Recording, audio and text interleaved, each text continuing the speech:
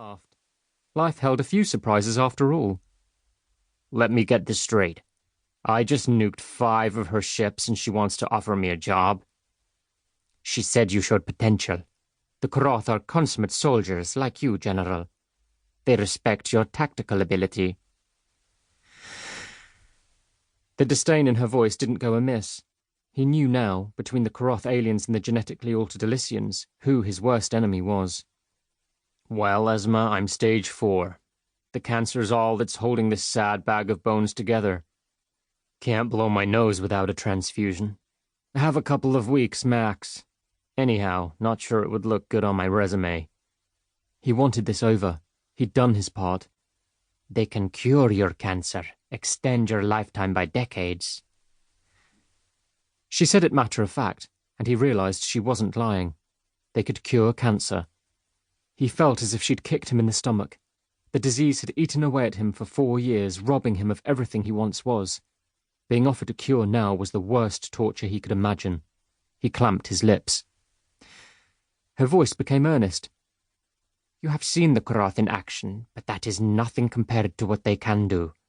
All you have witnessed are freshly hatched warriors, newborns, primal rage instilled into their genes.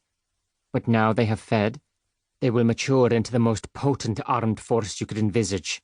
They are the foot soldiers of the galaxy, General, respected by hundreds of races. And feared by most of them, he supposed. But despite himself, he had been impressed. He'd seen them tear down a whole planet in a matter of days. Shock troops, destroying infrastructure in the first wave, dismantling communications, reacting so damned fast to every countermeasure. All of this immediately after being hatched. He jammed his lips tighter and thought of his wife, taken by cancer 4 years earlier, of the thousands of soldiers who'd served under him over the years, all killed in the last day's carnage. All except Blake. General, she continued, pacing in front of him, a war is coming. Not like the one you have just fought and lost. Barely a campaign in Koroth terms. The commander assures me it poses a threat to hundreds of races, maybe even the galaxy itself. She is interested in the creative tactics you demonstrated. She feels they could be developed. You are a soldier, General, and... He had to stop this. The answer is no, Esma. That's final. Now I've shown you respect, you show me some. The boots disappeared from view. Involuntarily he tensed. A section of the metal floor beneath him receded to reveal a window. The sight unpeeling before him snatched his breath away. Earth hung below, a dull orange ball speckled with boiling clouds and glowing embers where the nukes had gouged his planet's flesh. Even the oceans had taken on a sickened pallor. His muscles fought against the restraints. He was furious to have even listened to her poison. Eden, he reminded himself. This had all been about Eden, and where there's the promise of paradise, there's always a snake. One day they'll find you, Esma. Blake, Micah, and the others, and when they do, they'll kill you like a rabid dog. She walked in front of him so that her boots appeared to be standing on top of Earth. Her tone sharpened.